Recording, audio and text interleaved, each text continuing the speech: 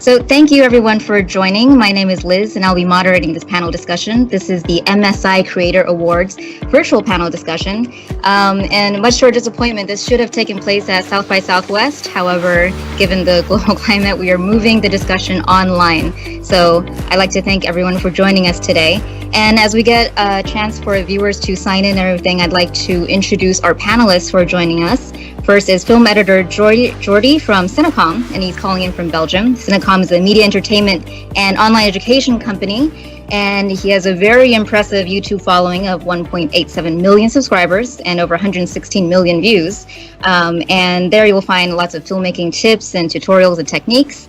I'd like to also introduce JD, who is a 3D animator based in San Francisco. He's a teacher at Animation Mentor. He's also an animation supervisor at ILM, Industrial Light and Magic. He also teaches on his own Spongella workshop, and as well as a teacher at the Academy of Art. And finally, we have Luba calling in from New York, who is a visual artist. And you're internationally renowned for your expressive graphic work. And your work has been featured in museums all over the world, and with one of your latest exhibitions being Designing Justice in Brooklyn. So I'd like to thank all three of you for joining us today. And as we allow people to sign in, let me explain a little bit about what our panel discussion will be about. So the overarching topic will be art and art creation in the digital space and how ever-advancing technology is affecting that. And so, kind of goes without saying, creating, producing, consuming art is rapidly changing with new tech and even the way art is shared and social media and the internet. And so as MSI Creator Awards is all about supporting artists and innovators and connecting them to audiences, that's why we invited you guys all to share your thoughts on this subject. So, well, why don't we just chit chat a little bit, and let's start with Jordy. Like, how do you feel about how tech in general is changing how art is shared across the world? Yeah. Well, like we all have more access at the moment to technology and using that to create art. Like these days, I mean, we all have a phone, and our phone can actually shoot beautiful video, although we sometimes complain about the video quality. If you compare that with cameras from 20 years back, we've got like a super deluxe cinema camera in our hands. Like back in the days, it was not so accessible to get in touch with computer systems or cameras or anything that helped us create this digital art or at least the art that I'm in, like in the film industry. You need to have a lot of money to purchase a camera. It was also, you needed to have a crew mostly. If you look back, like back in the old days, you need to have actually a crew who would load the media into there, you know, with the actual film and everything. So today everyone has access to cameras, and if it isn't your phone, you can go online and purchase a camera for a very cheap price that can produce some really good, stunning quality. So I don't think that quality, I mean, let's say image quality matters that much anymore. It's evolving more to telling a story, because everyone now can grab a camera. Now that affected me in a way that, let's say over the past years, that, you know, it's for us easier to create content, yes, and share that with everyone. But at the same time, it's also harder for us to create content because suddenly everyone has access to it, so the competition is also a lot bigger. While back in the days, not everyone could make stuff, you know. So that has changed a lot. We need to think more about how to be creative, stay creative, and how to change. Like the change evolves so rapidly. Like every month we see new trends, and we constantly need to change how we film things, how we tell stories. And we don't focus that much anymore on video quality, because everyone is producing good video quality. You can't flex anymore with your great camera because everyone has one. You know, so that's definitely how it changed. And I think it's a good thing in some way. It's not those who have the money to buy a camera who can get the attention, but it are those with good ideas who get the attention, and that's also where it should go. Or not saying that I have the greatest ideas some way. But, it's not those who have the money to buy a camera who has competing with who can get the attention, but it are those with good ideas and creative who get the attention, and that's also where it should go. Or not saying that I have the greatest ideas some way. But, it's not those who have the money to buy a camera who has competing with who get the attention, but it are those with good ideas who get the attention, and that's also where it should go. Or not saying that I have the greatest ideas some way. It's not those who have the money to buy a camera who has competing with who get the attention, but it are those with good ideas who get the attention, and that's also where it should go. Or not saying that I have the greatest ideas some way. It's not those who have the money to buy a camera who has competing with who get the attention, but it are those with good ideas who get the attention, and that's also still fairly crude. But you can at least go online and check it out, and people will potentially post, tips and tricks that used to be just hush-hush that animators would talk amongst each other that you could pass with photocopies or some, overcopied VHS tape. Now, like you said before, now you have a phone. I mean, I can do stop motion on this. I can do on the iPad. I can do 2D animation with the pencil. I mean, you can do everything on the phone if you want, on a crazy computer if you want. I mean, back then, Jurassic Park was this big change in terms of technology of moving from stop motion to CG. But now you have the technology to do Jurassic Park level quality in terms of renders at home. And that's pretty crazy.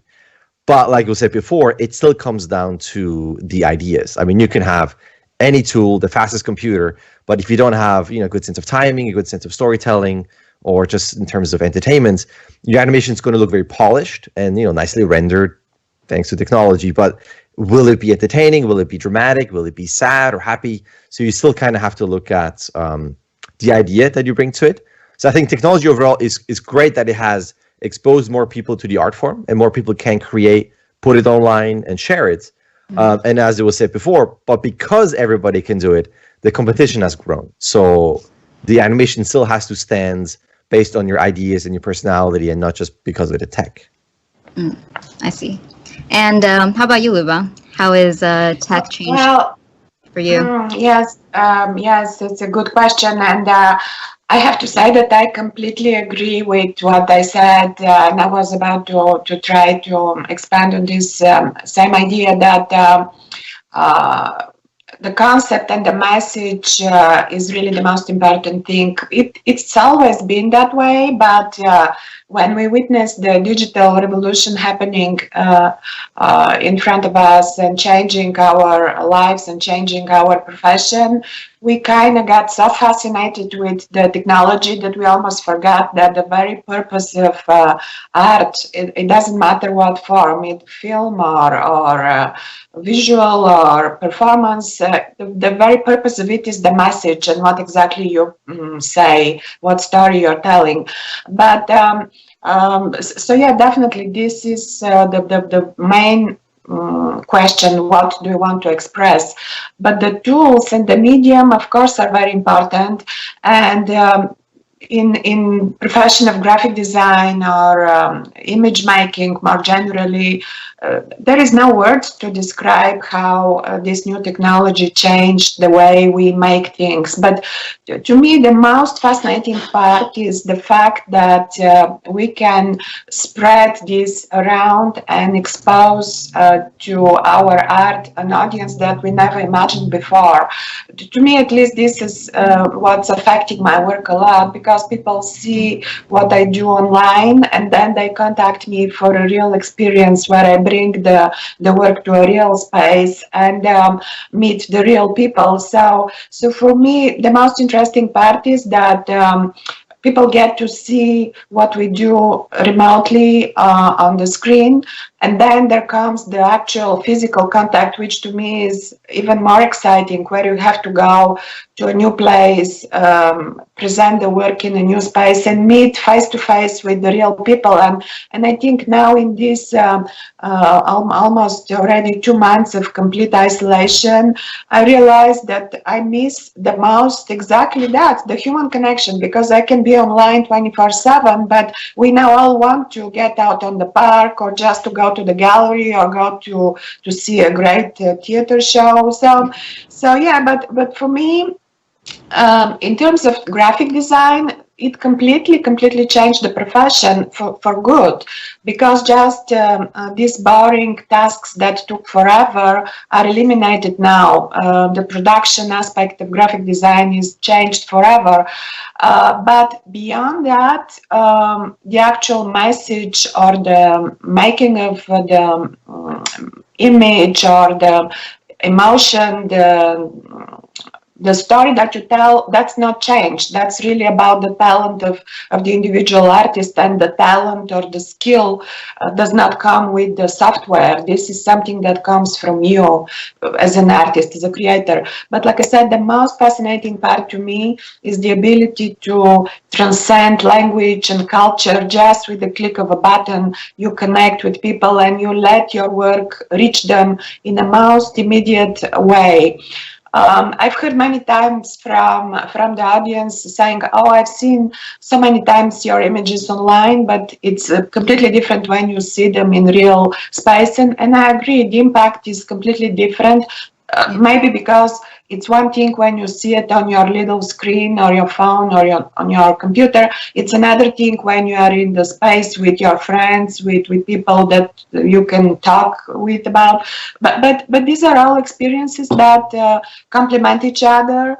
And to me, that's the most fascinating aspect, that you can reach people and you can spread the good message and hopefully inspire a positive change in society. To me, that's the biggest gift of the new technology.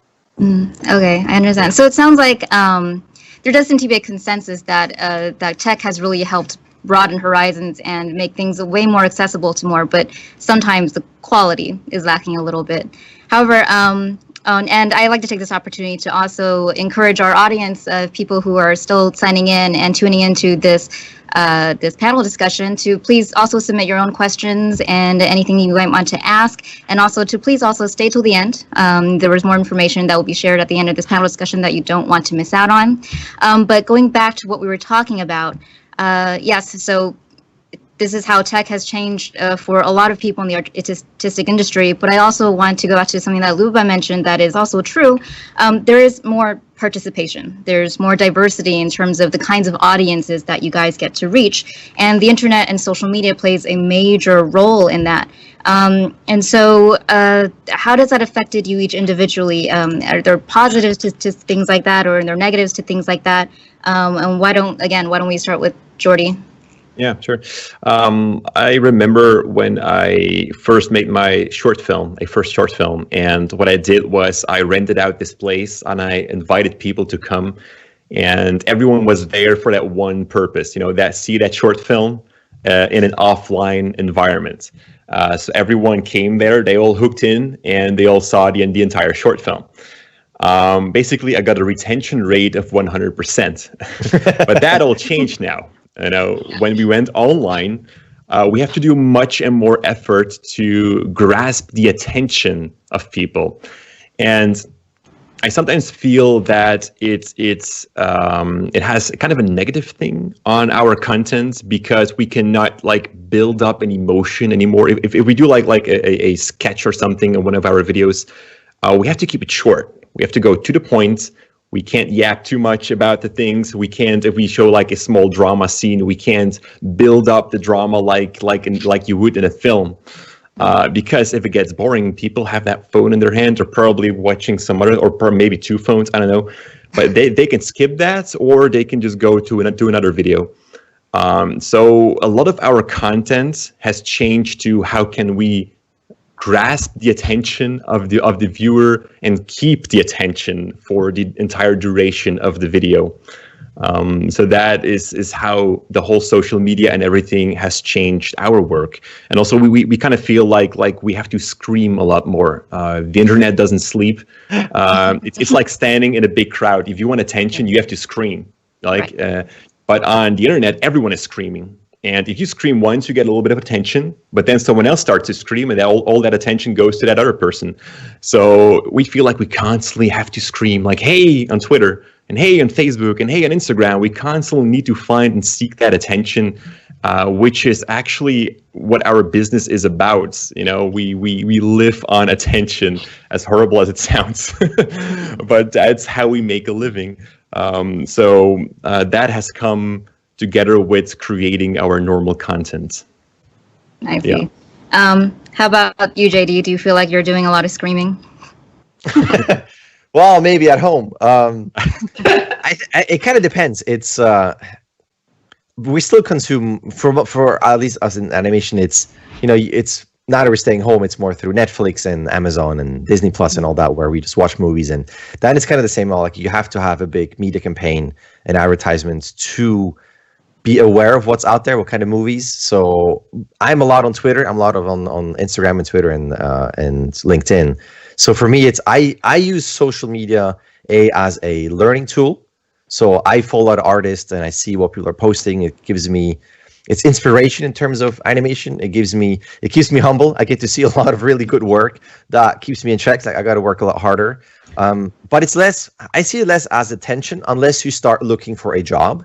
Then you have to start posting it everywhere. And then it becomes, hey, I have my demo reel. But then, 50,000 other people have a demo reel as well that they want to post online. So that, yes, then you have to scream and look at me, this is my work.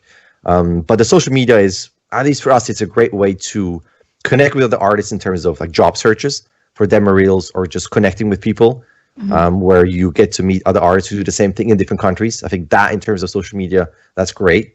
It's definitely for me a second stream of education where like my education things, stuff that I do research, stuff that I do at work, things that we discuss with coworkers, but then I go on Twitter and I see constantly really, really good shots that I can analyze and study, that I can share with my students.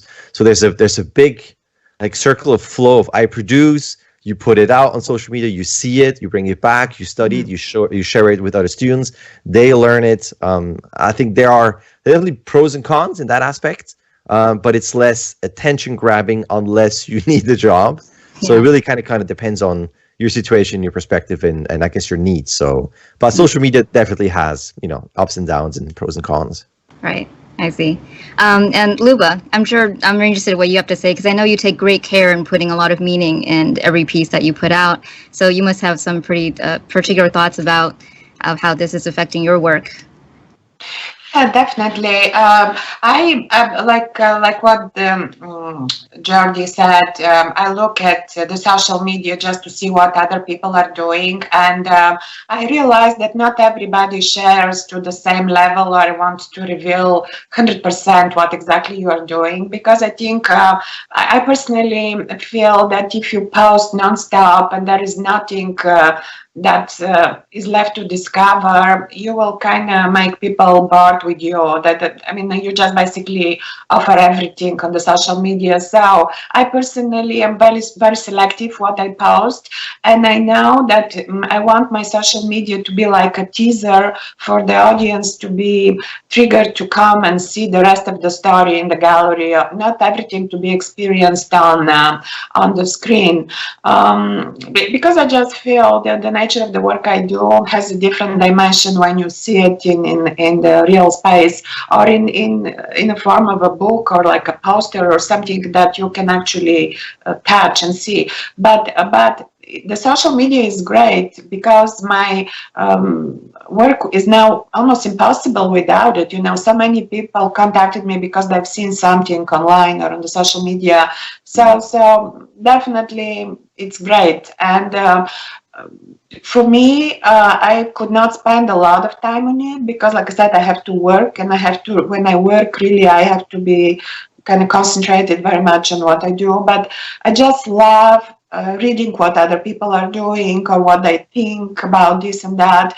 The politics, especially, I almost 100% follow not the mainstream media, but I get all my information from the screen, from the online, and that keeps me current because my work is always about current stuff. So it's great. Yeah, if you use it in a meaningful way, it's just fantastic. And it's exactly what I was saying before, this connection with people, with like-minded people from all kinds of cultures. This to me is so inspirational, just to find people who think exactly the way I think, but who live in a different culture, in a different belief, religion, race, all that. To me, that's fascinating. So it does seem like it does come down to the individual, how you wield it, how you wield that power, and whether you want to use it for good or for evil, I suppose.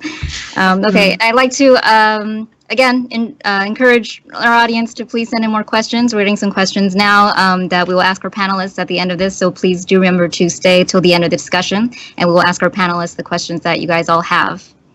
Okay, so we should probably also discuss the major global issue at hand, which is the coronavirus, and how it's actually forced a lot of people to stay indoors. And in an interesting way, it may have leveled the playing field in terms of everyone has to work remotely and from their homes, but it has also exposed a lot of the discrepancies between people who are able to do that and people who can't. So what we would like to know is, how has this affected you guys personally, and how do artists who will all suddenly have the same sort of platforms to work off of, how can they compete in this environment but still maintain a sufficient income? So why don't we start with JD and talk about how this has influenced you or affected you? Well, it definitely affected, everything. I live up north without a drive to San Francisco, so I have to go somewhere and commute and travel to work at a specific place. And then when I teach at the academy, that is downtown. So again, I have to travel. So there are different places. I do teach online as well. But now with this, everything has switched over to online. But thankfully in a very smooth way. So all of the academy on-site classes are now online. Animation Mentor is online. My workshops were already online. But all of the ILM work is now online as well. Now, I can't talk too much about work before, permission reasons. Yes, but I can say that we are up and running and it's working, and it's there are pros and cons. Like you like going to dailies or have a discussion with people or your coworkers. You can just walk over to your friend and have a discussion, act things out in terms of animation, and get immediate feedback. So that is a bit different because you're constantly on the screen and you miss a quick interaction, the physical interaction, and the more clear description of things when you have someone right there. So that's a bit of a setback, of course. Also for my kids, they're at home, they got to work from home, they got to school from home. So it has definitely affected everything, where I just basically live in my room. At the same time, dare I say, the pros of that, and this is very, quote unquote, is that I don't have to commute anymore. I save time, so I can spend more time with my kids, with my wife, and I can be home. That is a pro. It's a bit isolating for sure. And in terms of leveling the playing field, everybody has to be online now. And yes, it sadly exposes the people who have access to it in terms of the financial aspect or the technology. Do you have a computer at home? Do you have only one computer at home? So now suddenly the person has to do their job. Luckily, I have multiple computers here so that my wife can do her work. I can do my work and schoolwork separately. But if you only have one computer, then of course, you see the financial discrepancies of, you have to really share computers for different things that can cause conflict or stress. I'm luckily not exposed to that aspect of it. And you just have to do everything online in terms of your research, your through social media, like we said before. So me working from home is everything is there on the screen, but I have to wrangle everything within that space, and it's again, pros and cons, but I see it more, everything has to be online, and the majority is also, for me, English, right? All the education and the movies and everything. And it's tricky for people who are now online, who have to go online and research and get help online, who might not speak the language, who have to look at certain tutorials that are not in that language. So it's a tricky thing. So there are pros and cons. Yes, it levels the playing field. It exposes a lot of the current problems that we have, or accessibility. It's definitely a big change. I have been very lucky. I have to say I'm very fortunate in terms of that I can continue what I can do. But many people are not as fortunate. So it's a very difficult situation for sure. I see. And how about Jordy? How are you affected by this? I'm not that affected by the whole situation because most of our work is online. What we do. We are working with 4 people though. We have a studio that we'll come to, and we're still allowed to keep our businesses open and to travel to work. It's seen as an essential travel. So we were still coming together here. However, I'm very strict on everything. We have to wash our hands multiple times a day. We keep distance. And I think the most important thing is that I'm very strict about it, that when everyone goes home, that they cannot meet anyone else. I think if we keep the circle closed, I think that's the safest thing you can still do. So that being said, we're continuing, although we see that with a lot of our, because we live off from sponsors, basically, a lot of the projects have been moved because their factories had to be closed. So they couldn't ship out the products to us, or marketing budgets being cut at the moment because businesses have financial struggles. So that's why we see a lot of our like sponsored videos being moved to an uncertain date. But, you know, we have lots of income streams. I've always been trying to make sure that, let's say that one day YouTube falls away, that I can still continue doing this. So I have been working on this thing where we have multiple audiences across different platforms, multiple income streams. Now, what I do want to talk about a little bit is when I started out as, let's say, a freelance cameraman. After I graduated, I immediately started my own business as a freelance cameraman. And what I had to do was I had to literally travel to other businesses to promote myself and say, hey, do you want to have a commercial for your business or a corporate video? And I would make presentations. I would go to them, present these, I would sell my services to them. And there wasn't that much online to it. We would send emails, yes, but I would still go to businesses, just knock on their door, hey. And gradually I changed that to now doing my YouTube job. And one of the things that we have an income stream from as well is selling online courses. And the way that I built that up was like if you have like a digital product or something and you want to sell that online, like where do you start? Do you make a website that has lots of Google traffic? That's going to be very hard because you have to compete to everyone who's on Google, which is basically everyone. But if you find yourself, there are platforms out there that's where you can sign up to that sit more within your niche. For example, we sell our courses through Skillshare. On Skillshare, you can find courses you can find creative courses. So I'm already defining my audience, the audience that is on Skillshare.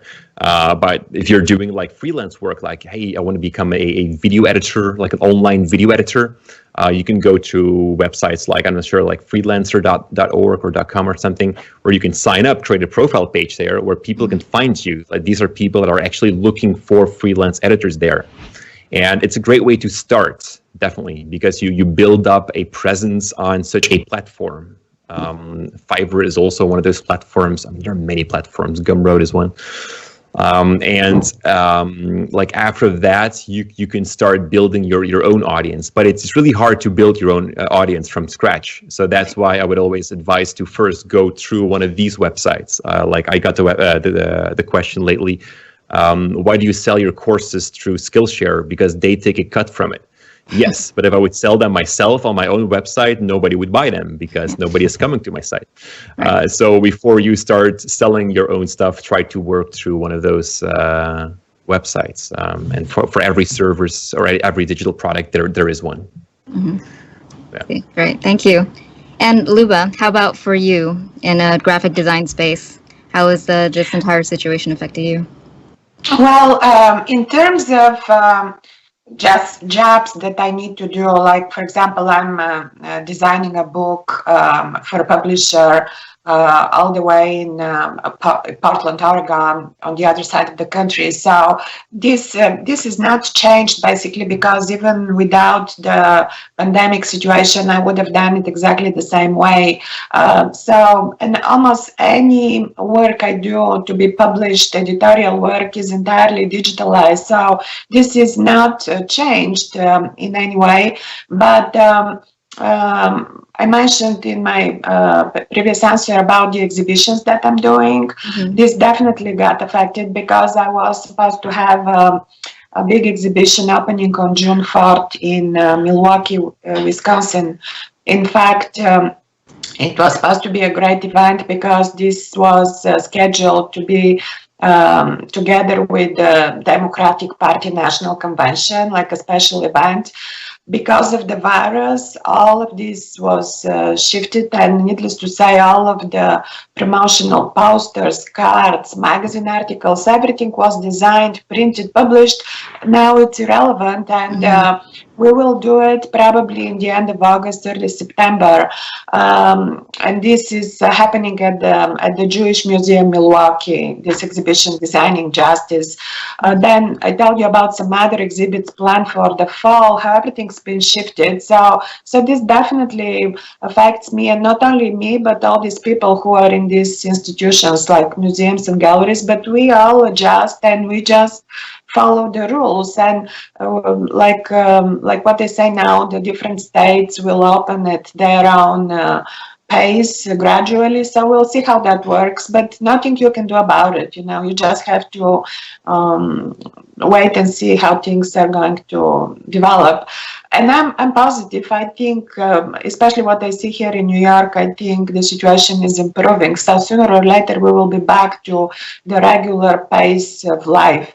But I just think about not only our profession, which we know that we are at the avant-garde of using the new technology and taking full advantage of it, but life depends on many other people who cannot do their work remotely. So I constantly think about these truck drivers, about the people who produce the food, about the people at the supermarket who sell the food to so many people, the medical workers. All of these professions are now the real heroes, and they cannot do it remotely. They cannot do it on their phones, even if they have phones with the greatest cameras. Who cares? You have to drive the food from one state to another. You have to open the supermarket on time and work 24 hours with all these people. So not to mention the hospitals, So this to me is truly what makes me think nowadays that I am really fortunate, and I love my job, but you have to realize that without these other people, our jobs are impossible, Yeah. So it makes you think about life in general, and that's a good material for art, which I hope to share in some new work, But just I'm sure even if we have some losses in business now, once the economy reopens, I'm sure we will make up for these losses, and it can be even better probably, because people are so exhausted by this that once things open up, I think everybody would want to make up for the lost time. Yeah. But what these other people, other professions are doing, it's just incredible. That we have to be grateful for what they do, how selflessly they work and expose themselves to this danger that they're facing now. So yeah, these are my thoughts in my head right now. Yeah. So it sounds like, it sounds like everyone experiencing some degree of, maybe with the exception of Jordy, are experiencing a small degree of difficulty. But we're also extremely grateful that we're still able to somehow do our jobs and everything. But I suppose one thing would be, do any of you have some kind of specific advice for someone who in the creative space is suddenly thrust into this format, who might not have the experience and the portfolios that you three have, and they're suddenly are confronted with this situation? Do you have any specific advice for somebody like that? I think that to me it's kind of twofold, where you have to do a lot of research and again use the social media and whatever tools you have and tutorials to keep up and be as prolific and produce as much content. But what comes with that is that now, because you're online, you're doing so much work, you're doing so much research and trying to compensate, it's also the opposite. You have to also take breaks. I think I'm going to throw that out there, where because we're doing this, because for instance I'm constantly in front of the screen at home, I'm noticing that I'm really a lot more in front of the screen. I'm not working a lot more, but I'm just more in front of it, and I take less breaks because everything is concentrated on the screen. And being at work physically, you take breaks, you go, you take meetings, you go have lunch, and there's more of a social interaction. And I notice in my eyesight, it's just that is the immediate change. So if you are thrust into that environment, as so many are.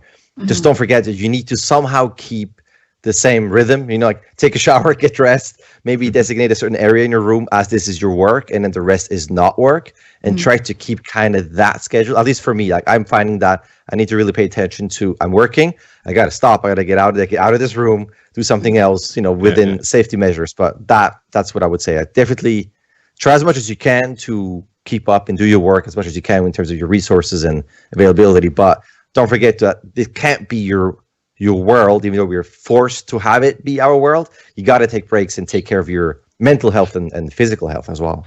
Yeah, exactly. I can relate on that, definitely. When I started out, I used to work in my own room as well, right? I had my bed and my PC next to it, and that was my working space. And at a certain point, I decided to rent a small office somewhere which had a studio. And it just felt so great to, on the end of the day, close the door, and go home. It felt like I'm closing work now, which wasn't the case when I was back home. I mean, if I would get an idea in the middle of the night, I would get up, start up my PC, and I would start working.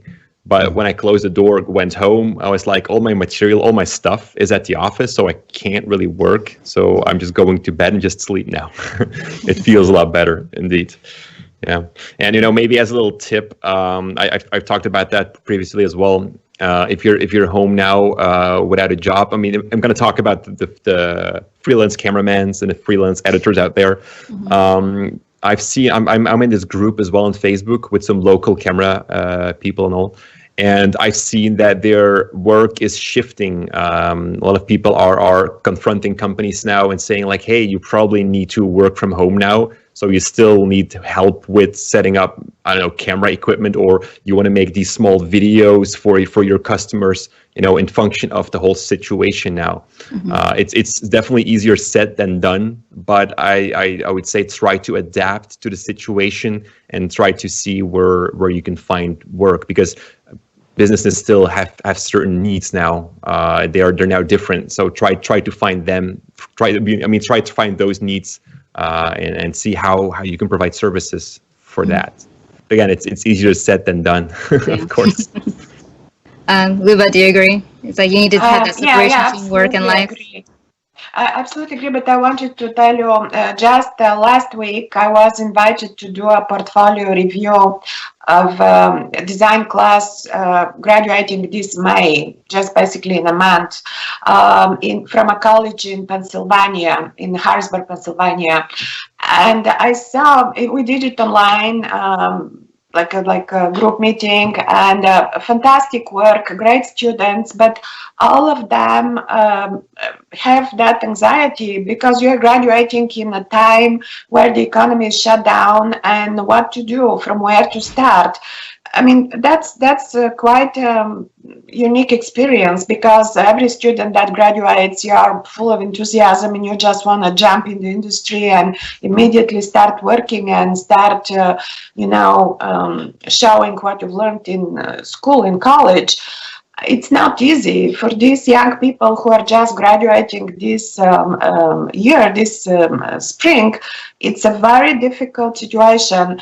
My advice was to use every possible platform to post their work, to show online their work, and to proactively search and knock on the door of companies that they feel they like with what they're doing, and to just send them their work, just approach them and take even the smallest job, not to turn off any project that comes, because this is true in general. When you're just starting, you should take any job that comes, and it's not the size of the project, but it's you who gonna make it important or less important. It's about how much you're gonna put into it.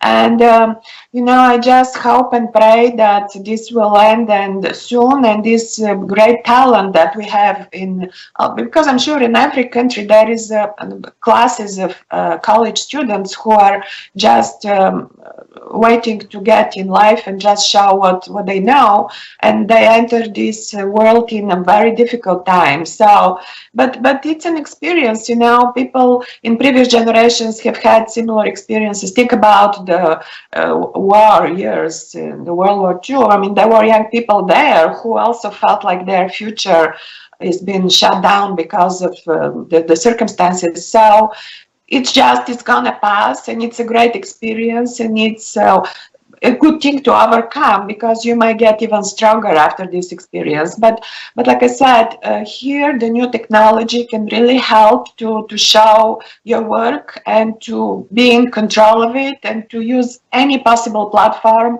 to put around your portfolio. So yeah, so that's what I can say. It's not easy for us, and it's not easy for the younger generation who are just starting. But I'm positive we will get over this, and it's going to be even better than before. So yeah. This is actually an interesting segue into our next series of questions. And again, for our audience that is just tuning in or have been listening so far, please send your questions and do stay until the end of the discussion.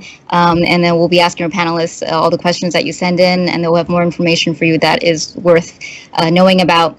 But going off of Luba's last answer, the situation where people have to promote themselves online, given the current global climate, it might not just be specifically for now, because technology and the digital space is changing how art is not just being created and consumed, it's also changing how it's being bought and sold.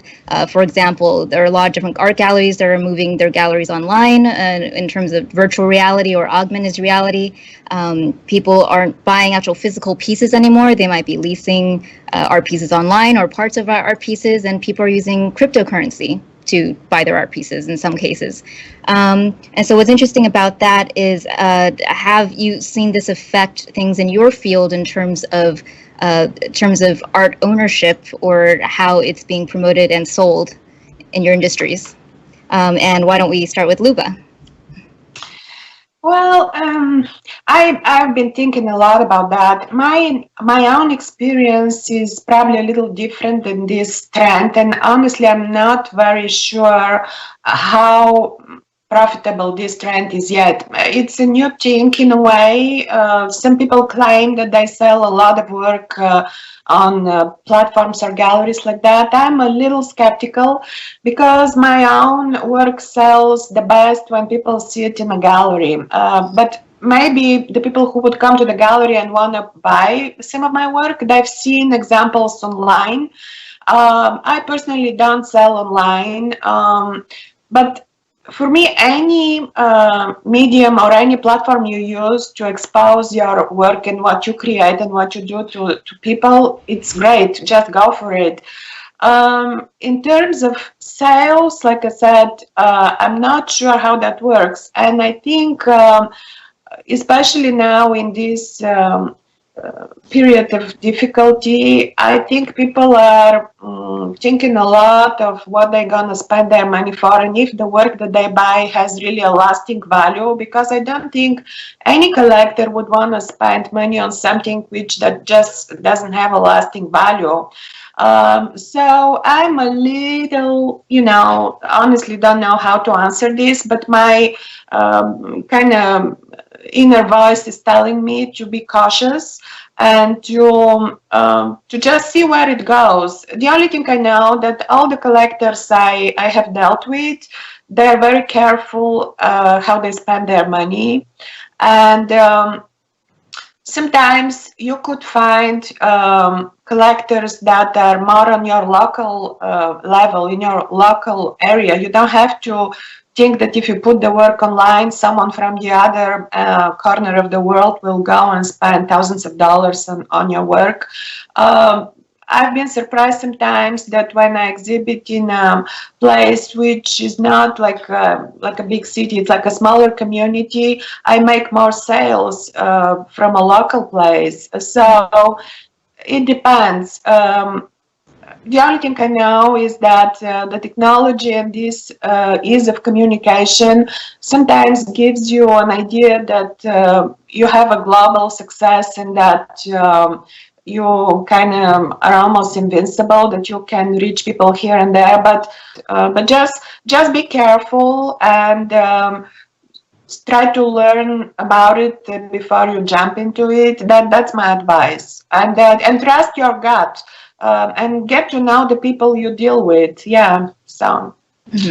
So yeah, be cautious regardless of whether it's a tangible product or if it's something online. Yeah, exactly. Yeah. Right. JD, you might have some interesting insight into this, having worked on major blockbusters and going from the traditional movie theater model to everything being streamed online. Yeah, I mean, I can't really speak in terms of that business side because I'm not involved in creating that content and producing it and distributing the whole thing. We definitely have an impact in terms of movie productions having shut down. Specifically because you're asking about art, like with animation, it's less you sell a specific animation product unless you are a freelancer and you have your shorts, right, or something like that. What I see in terms of animation, like we need what we call rigs, it's like little puppets that we use for animation. What I'm saying is there are many platforms where you can sell your art, you can sell your rigs and models, but I see Gumroad as being a very emerging platform, at least for me. When I look at rigs and research them so I can show them to my students so they can animate, I think Gumroad is really coming up in terms of you can put there your tutorials, your lectures, your rigs, your assets. So for me, I see it like that, but it's kind of twofold. Like you want to sell your art and your digital assets that you can use for production, but it's also you want to sell yourself. So what I'm seeing, especially now that everything has changed, like for me, like you go to CTN, like it's an animation conference, or you can go to GDC for games. And now that all of that is shut down, you have to again go back to other platforms to show your art, sell yourself, your portfolio, your demo reels. But at the same time, what I'm seeing is also more people, because they're at home and they know so much, they also go online to teach more. So avenues like YouTube, like Silicon, like other tutorials, that is growing. I see more and more animators online sharing their tutorials, sharing their thoughts on what to do. This can be YouTube, this can be Twitter, this can be LinkedIn. So for me, technology, like as we said at the very beginning, it's just more people have access to it, and it's going to give people more chance to, a bigger chance, opportunity to share what they know. So I think the learning curve, it's great. I mean, I go online, there's so much you can see.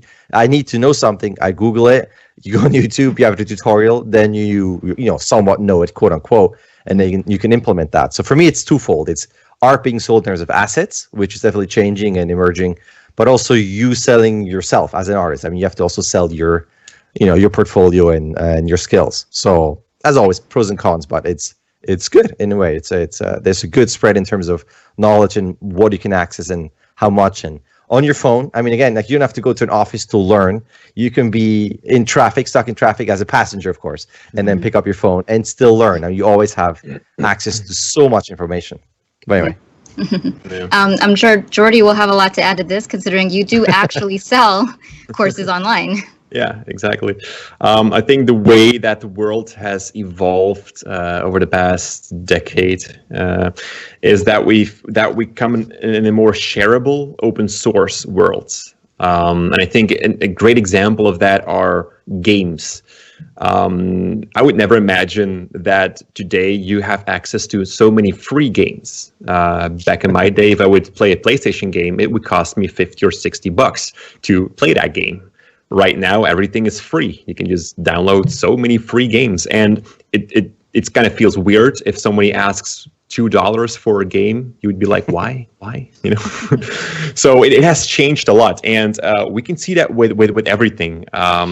With educational content as well. We make courses, yes, and we try to make a very big difference between our YouTube content, which is more entertaining, tutorial style. We create one thing, and our courses, we go really in depth. We really try to teach students a whole new skill. But then there are also other creators who decide to make a course as well and just put that on YouTube for free. So everything becomes more like open source, shareable. You make something and you're kind of expected to share that with the world. And our business model has I'm not going to say changed much, because we kind of grew up in this whole thing. But our business model is more made around that. We try to make free content, just like mobile games would work, so that we get a lot of viewers, and we try to work together with sponsors, and that's the way we make a revenue. So we use the audience just like mobile games would place ads. If they have lots of players, they have ads, and or a shop, an in-game shop, or where you can buy diamonds or something, so it's kind of working different now. Also, our courses, we don't I do sell them on our website for I think around between $50 and $100 or something for those who want to have it offline. But on Skillshare, it's $10 a month, just like Netflix, and you get the first 2 months for free. So basically, anyone can go ahead, make an account, take those 2 months for free, and watch all of our courses. So we make zero money out of that. And that's just how the world is evolving. The same thing goes with, we have a lot of assets as well. A lot of like things like if we make a tutorial and we have used this smoke asset or an explosion or fire asset or something, we would give that to our audience and say, hey, you can download that for free, of course. If we would say you can purchase that, people will look weird. But we have this thing on Gumroad as well. We use Gumroad, and we have this thing where it says like you can download this for free, but you can also pay what you want. So you can say $0 or $1, $2, and $3, and we're actually making a revenue off from that. So if people like what you're sharing, you can make a difference in there, and people are actually enjoying that, they will decide to pay for that afterwards or something. So that's how I kind of see how the world is more evolving. I don't think that it's harder to make something and ask a regular price, just count up your hours and say that's the price of this thing that I make. It's going to be hard to sell that as it used to be, of course. So yeah, that's kind of my thing about this topic. It sounds like there's a spectrum of how selling and producing stuff for online and for people to buy, and it varies widely across the different industries. But everyone's still making it work somehow. And also to our audience who is all tuned in, I encourage you to hurry up and get your questions in, because we're getting up to that part where we'll be asking your questions to our esteemed panelists. And so hurry up and get those in. And also remember to stay tuned all the way till the end of the discussion, and there'll be more information for you.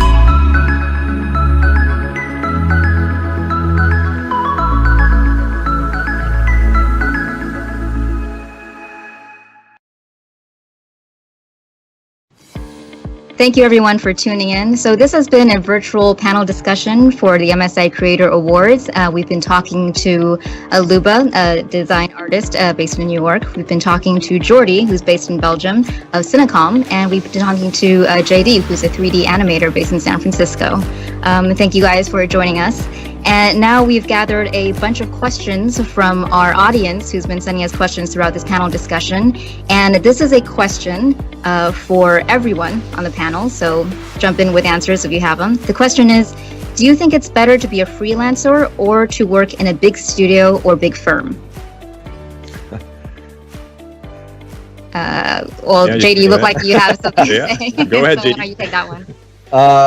Just because I'm working in at a big company, but I've never worked freelance, so it's a hard question. It's a good question. It's a hard question to answer on my end. I think, as with everything, there are pros and cons. If you're freelance, you have potential more control. You can select the things that you want to do. You have maybe more autonomy. You can, kind of forge your own path, but you might be more exposed to ebbs and lows in terms of work. will people, hire you or not? Versus big companies, which is tricky depending on which industry, but like in VFX, we have ebbs and lows in terms of like the summer releases are blockbusters. And once those movies are out in the summer, we have usually less work, but there's still somewhat of a constant flow of work. I say again, somewhat, it's a difficult industry to be in. Feature animation might be a bit more steady.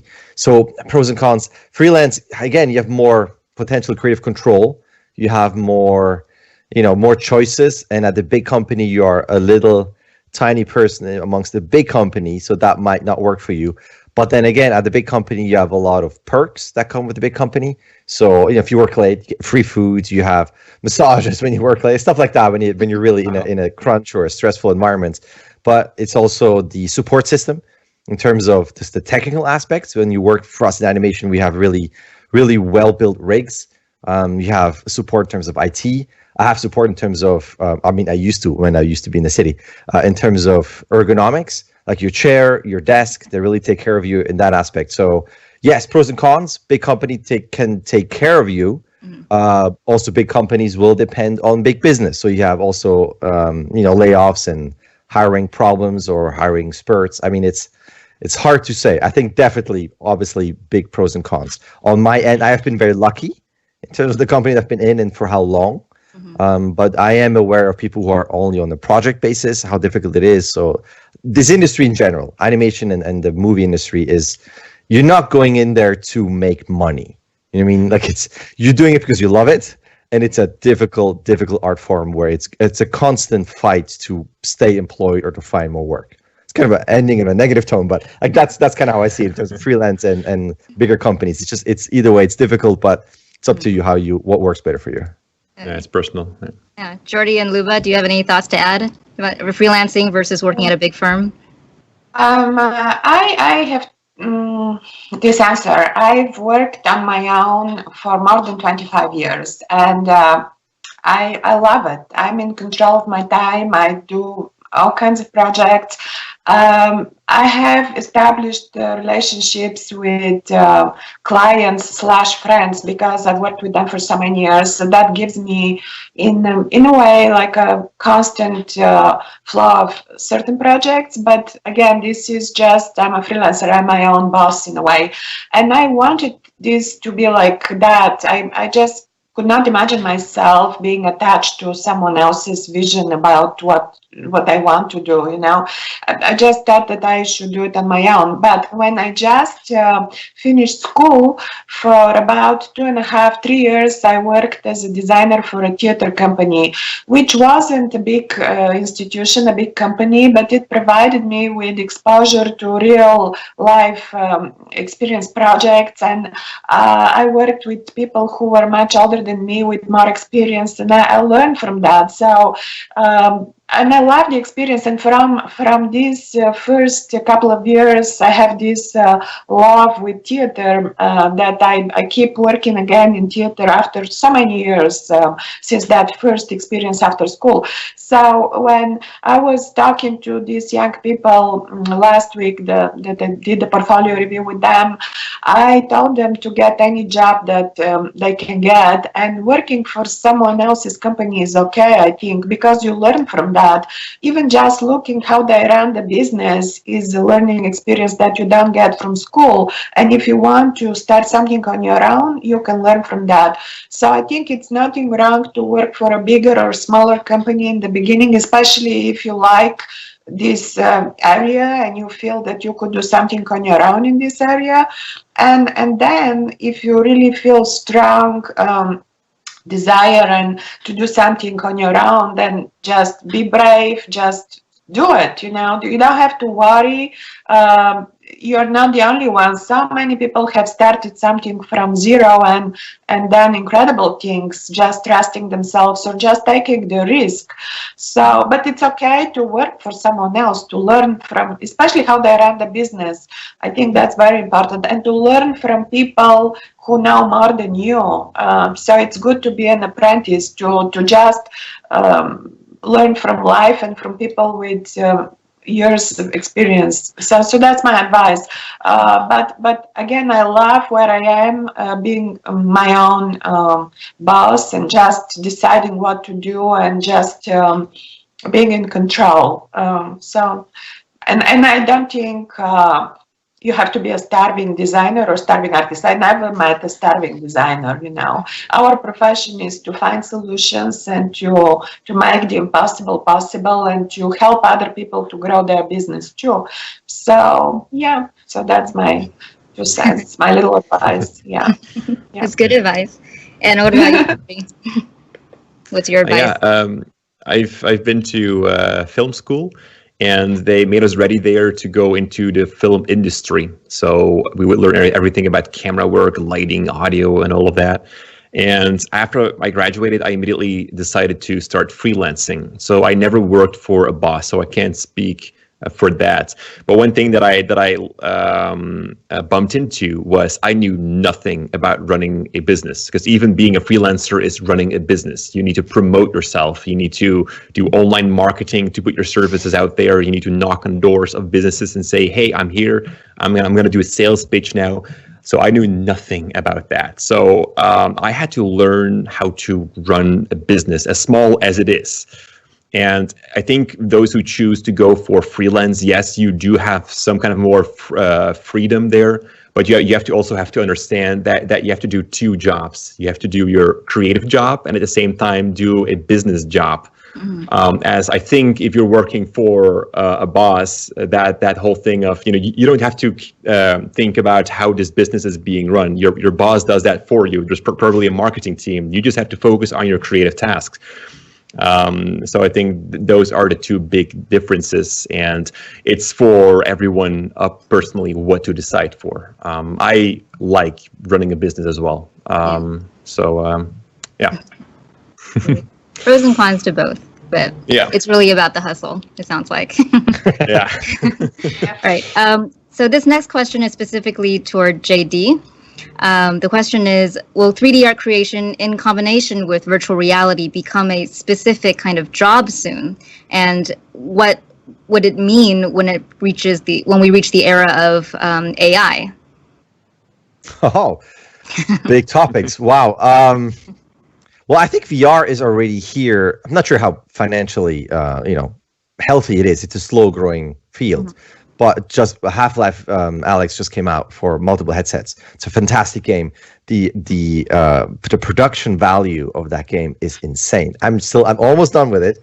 The animation is great. The technology is great. The interaction with it's really, really cool.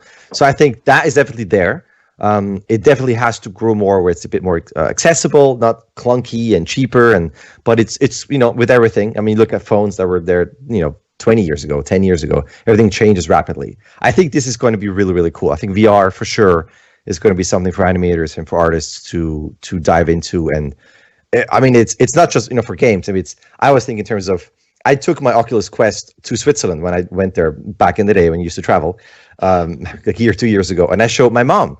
There was a tennis thing, and we played outside when the sun was down, so it wouldn't damage the lenses. But she was blown away that you can be in a different world and play tennis or go into a park. And I mean, it's really cool for older people where maybe they have disabilities, they can't walk, and they can explore other things and they can meet people. I don't know. To me, VR is really, really exciting. I'm very pumped about that.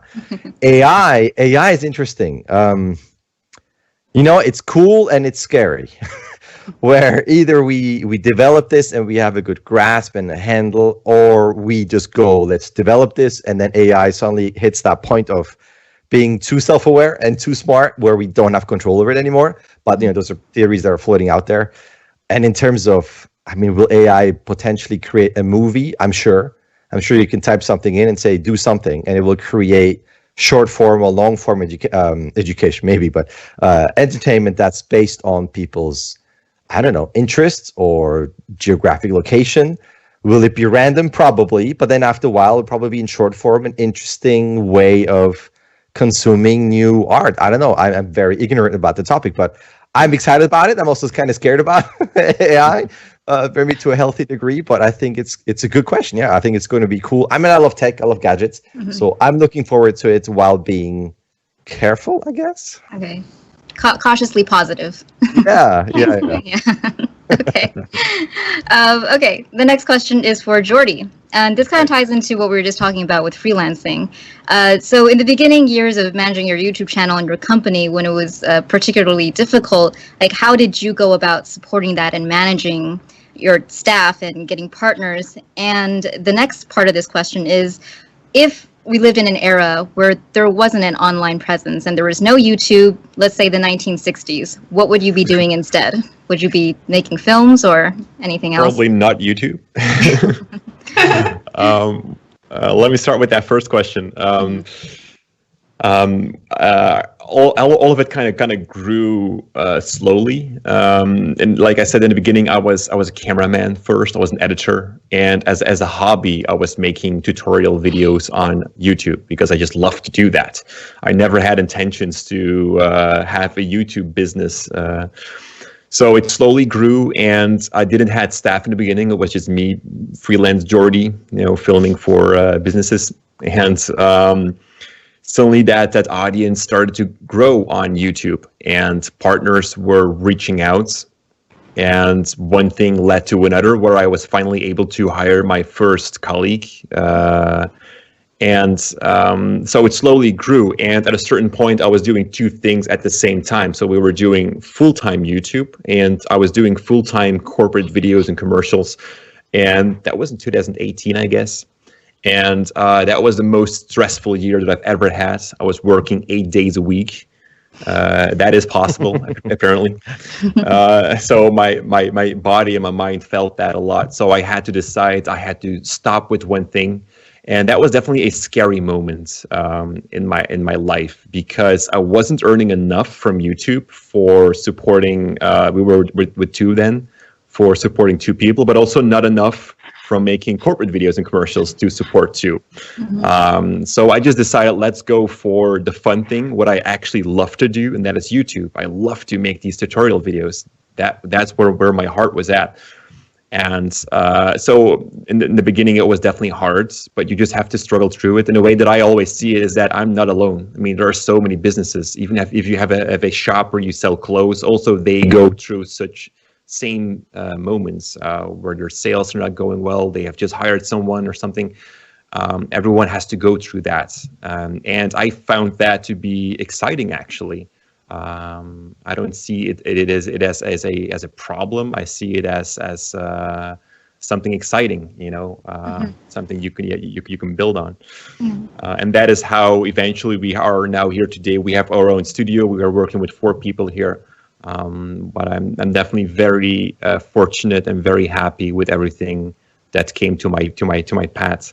I've been very lucky as well, which I'm aware of.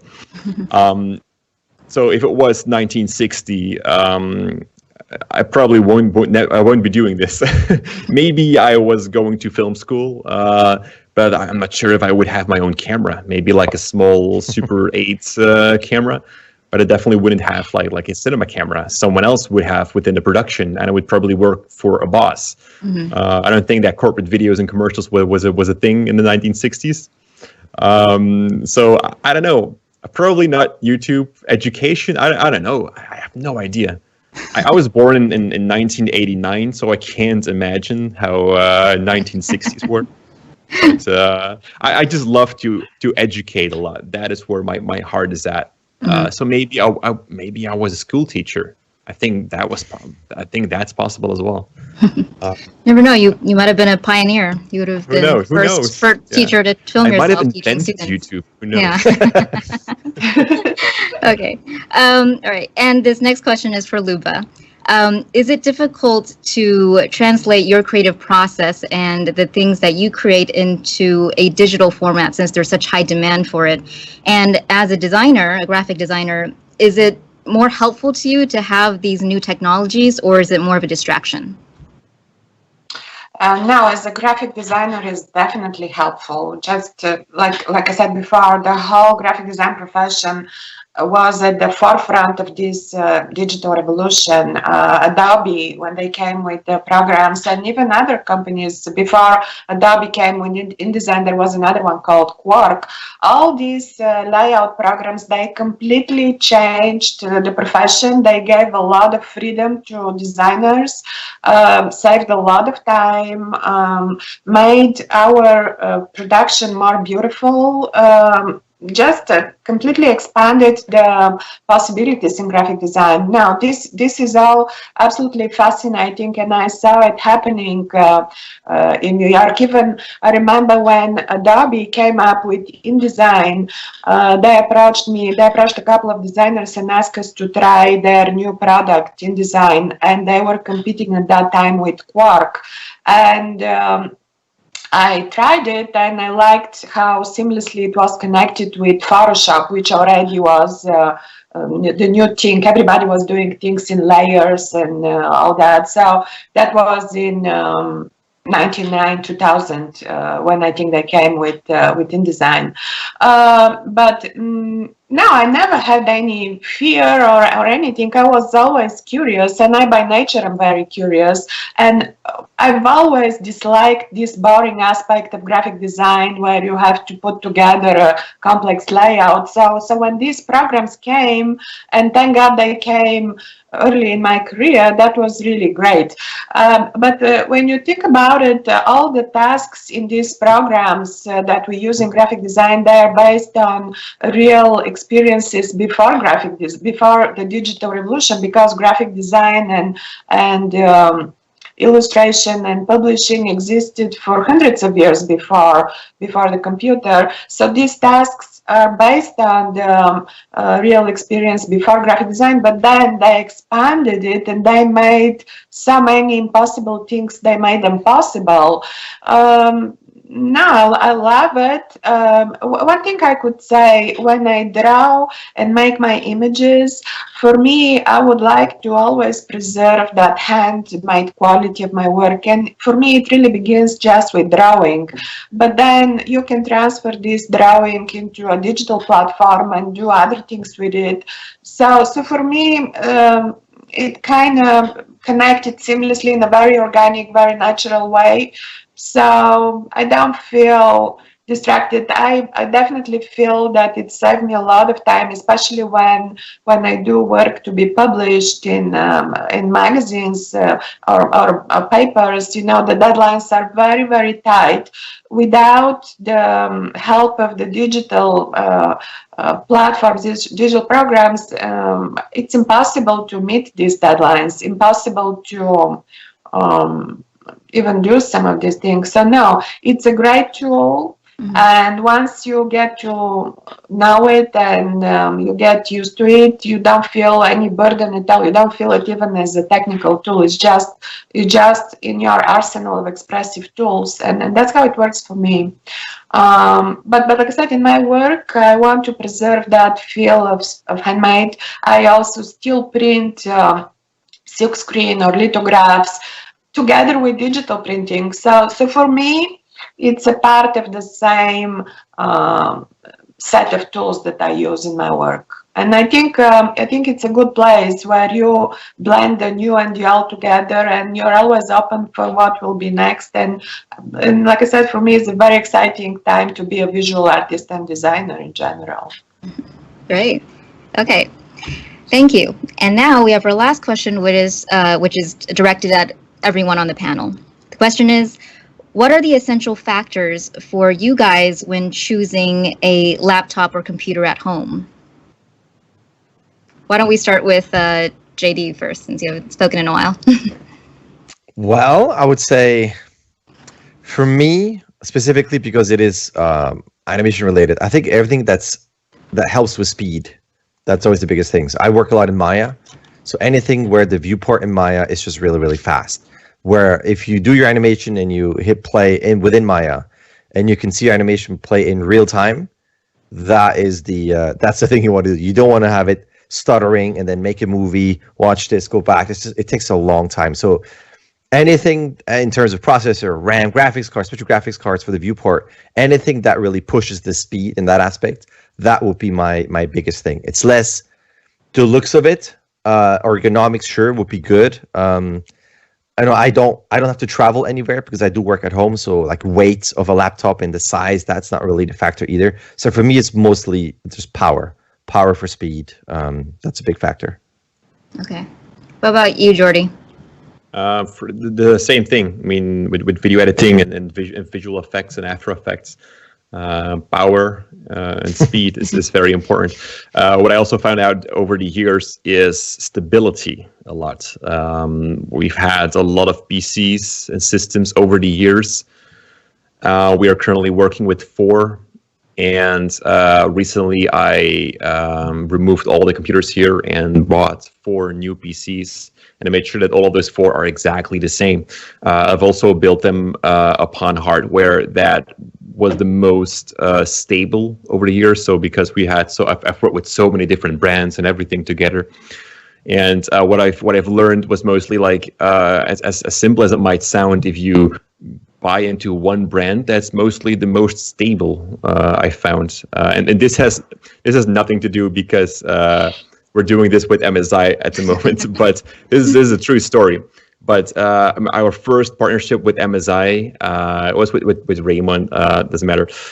They sent us a system where all MSI components in there, and but it wasn't the fastest PC they sent us. So the ones that I had at the office were faster, but it was the most stable for some reason. Because the faster PCs, it had RAM from that brand, it had a graphics card from that brand, it had a motherboard from this brand, and it would crash the entire time, or then it would have driver issues, or then it would have this issue. And what I've actually did now was purchase PCs with MSI components in them. So far, everything is going well. And that is for me important. And also because we're working with multiple PCs, knowing that all of them are the same, it also just makes it easier that whenever, issues arise. There exists no perfect system. Let's be honest about that. But whenever an issue comes up, it's usually easier to fix that if you have 4 of the different systems. So that is for me important. And then one last thing is expandability as well. We work on a server. So all the PCs are connected to a server, and we actually edit from that server. So we work in a 10 gigabit network, and because we work with large video files, we can store that internally. It's also not easy to share that with everyone. So expandability is for me important, that we can expand the system to new infrastructures and everything, that we have room inside of the case to put in new stuff and everything. So yeah. Great, thank you. That's my story. And Luba, what do you look for when you're setting up tech at home? Could you say it again, please? What do you look for when you are looking for a computer at home to use? What is the most essential components that you look for?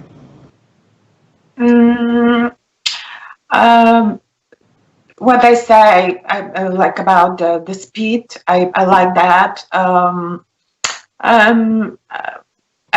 Mostly for me, the most important thing is the type of monitor also, because I just want to get the best quality image I can on my screen. But just to be able to do multiple tasks, all that. Basically, I'm not a very fussy person about the computer. I want to feel natural with it and to feel comfortable, not to be overwhelmed with too many things that I have to learn anew every time. So yeah, I'm an easy person about the computer. Oops, dear. Technology. Everything okay? Right? Everything good. Okay. All right. I'll get too excited here. Very excited about this new laptop you're about to try out. Well, thank you. On that note, I would like to once again tell our audience not to go away because we have more things to share at the end of the discussion. But first of all, I would like to thank all of our panelists for calling in today from all corners of the world, calling in from Belgium and New York and San Francisco, and MSI. We're here based in Taipei, Taiwan. So thank you again for joining us today. So to our audience that's tuned in, please do go to the MSI website and submit your work and all your creative, the things they've done for a chance to win big prizes. So you definitely do not want to miss out on that. And you want to search for msi.gm/creator-awards. That's msi.gm-creator-awards. So make sure you go to the website and check that out. So thanks again for tuning in to the MSI Creator Awards virtual event. And please do check out our YouTube chat room or our Facebook Live comments to get a surprise present. Thank you guys for tuning in. It was very nice meeting you all. Likewise, thank you. Likewise. Hope you enjoy your day. Thank you. Yeah. Thank you again. Thank you. Bye-bye. Thank you. I'll start waving now. Bye. Bye. Bye. Bye.